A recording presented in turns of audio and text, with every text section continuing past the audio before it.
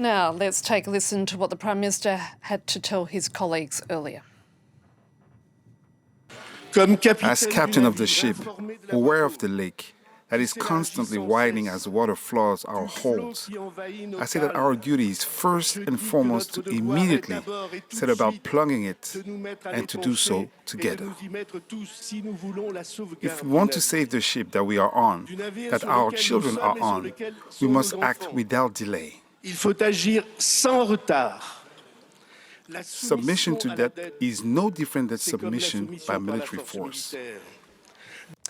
And joining me now from Washington, D.C. is Nicolas Véron, a Senior Fellow at Bruegel and also at the Peterson Institute for International Economics. Nicolas, thank you so much for your time. Given this ongoing political chaos, what exactly is the real state of the French economy? It's not that bad. We have a French economy that is pretty diversified, is not in a great shape, but not in a particularly bad shape, is less affected by the trade war, the Trump tariffs than, for example, Germany or Italy. But indeed, the Prime Minister is right. France has a bad fiscal situation, has not gotten its government finances in order. That's not a new issue. It's not really reaching a point of crisis. It has been there for decades, actually, that France has been fiscally incontinent. The Prime Minister is right to dramatize the issue because it has to be tackled at some point. But I think it's important to distinguish between the political crisis, which is real, as was mentioned by your commentary, and the absence of an immediate financial crisis for France or for the Eurozone. And I certainly am not among those who fear a financial crisis in the very short term. So what needs to be understood is this distinction between a political crisis, an unsustainable fiscal situation, which will need addressing at some point, but also the fact that it would be exaggerated to say we have a financial instability right now. Having said all of that, let's talk about the logistics. The reality is he's not likely to get that confidence vote later today, and as a result, it freezes Parliament. So where does this leave the handing down of the national budget, which normally takes place in October? I mean, you mentioned, or your colleague mentioned, the Socialist Party, and they really hold the keys of the current situation. They can negotiate something that gives them a better position in government than they have had so far, but at the same time, they need the votes of the Republicans, the traditional center-right, and therefore they cannot push it too far. So we'll have a little bit of an adjustment. There was already an adjustment between, remember, the previous Prime Minister, Michel Barnier, who was much to the right of Bayrou, and this one with Bayrou. There will probably be an adjustment going further leftwards, but not to the point that would break the willingness of the Republicans to, if not support, at least not vote against the new government. So at this point, I think it's plausible that there could be a new parliamentary equation that would support a new government with a new prime minister a bit to the left of Bayrou. That government may be able to pass a budget. This is what the negotiation is primarily about. Will it last until the next general election planned in spring 2027? At this point, it's too early to say. But you do appear to be rather optimistic in your assessment of the economic situation. So I take it you would see that France would not need a bailout from the IMF? Well, the mention of a bailout by the IMF was unfortunate. In any case, if France needs a bailout, it will not come from the IMF. It will come from the European Stability Mechanism, the ESM, which was put in place during the Eurozone crisis and is still there. Indeed, I don't think we're anywhere close to a situation where France would lose access to the financial markets for funding government expenses and therefore need a bailout or even extra liquidity from the European Central Bank. When you look at market movements during this financial crisis, actually, they have been quite sanguine. So what I'm suggesting is not particularly at odds with market perceptions. Of course, you can paint a scenario in which we would face an intractable political crisis, which would suddenly escalate the situation. I don't think that's very likely at this point. But with France failing to rein in its debt below 5% to the required 3%, how is Brussels going to respond in the weeks and months to come?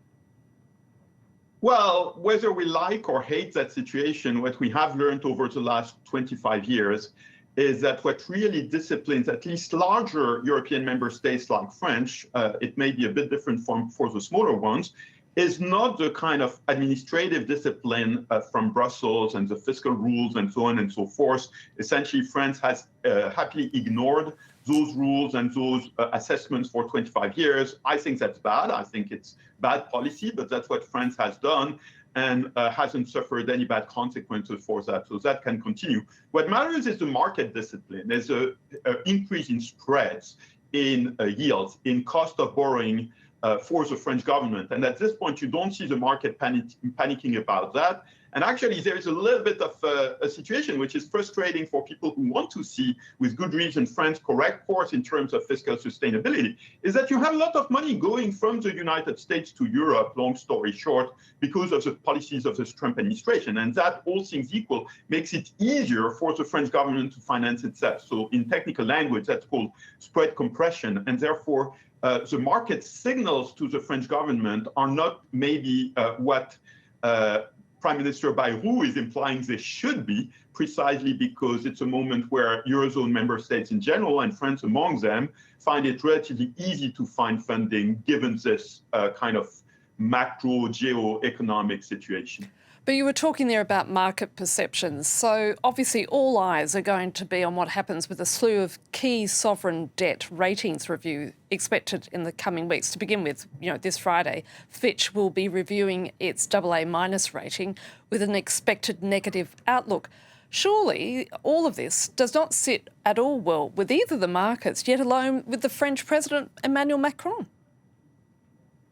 Oh, I think the market's anticipating a downgrade of French debt. So if there is a downgrade, it will not affect markets very much. And in any case, for a country like France, on which there is a lot of liquidity in the market, actually the rating agencies are following the market or tend to be following the market rather than lead the market. So I wouldn't over-dramatize the ratings action. They're important. They're an important barometer. The markets look at that, but they also look at the fundamentals, and they know what they are right now. I want to also talk about the French public themselves. It's been reported that at least 19% of French people are now saving like never before, driven by the ongoing political instability. And as a result, growth is starting to contract quite noticeably. Yet another sign of how political chaos impacts all of us in this country, isn't it?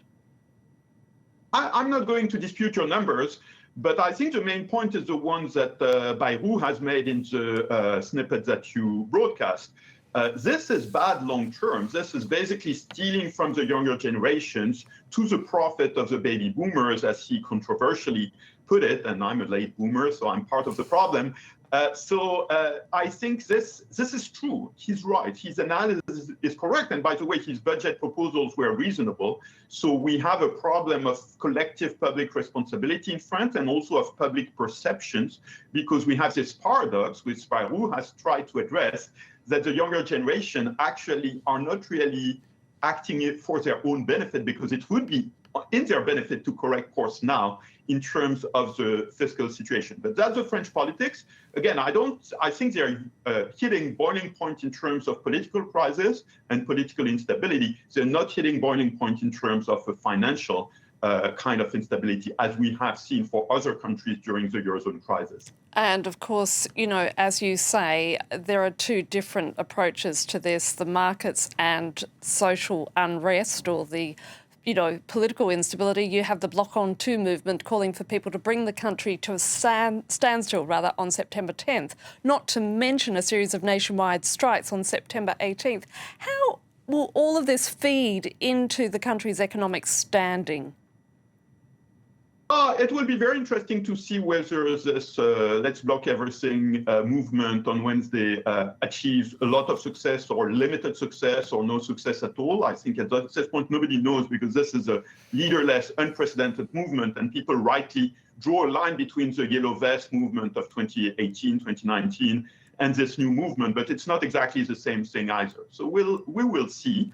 That, I mean, all this action and the political crisis itself doesn't make France look good in the eyes of the world. This is a bit, embarrassing and humiliating for a nation that is so proud, sometimes to the point of arrogance. But I think this is, again, a matter of communication and reputation, not a matter of financial stability, because investors tend to look through these headline effects. And as to the social cohesion and what you mentioned about, perceptions of austerity, the truth is that France hasn't experienced any true austerity in the last 20 years. There has not been much fiscal tightening. There has been a lot of fiscal laxity, actually, when you look at it in comparison with countries which have experienced genuine austerity. So there is a bit of a general misperception to a certain extent in the French public that they're having it less good than they actually are having it. And I don't want to sound callous or casual, because many people, of course, are suffering in France.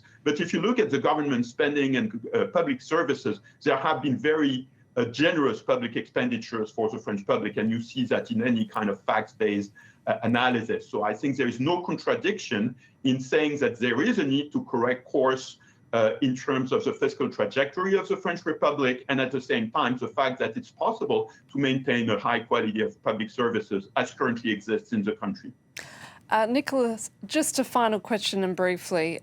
If you had the opportunity to address the Assemblée Nationale today, in your opinion, what immediate steps does France need to take in order to cut its massive public debt?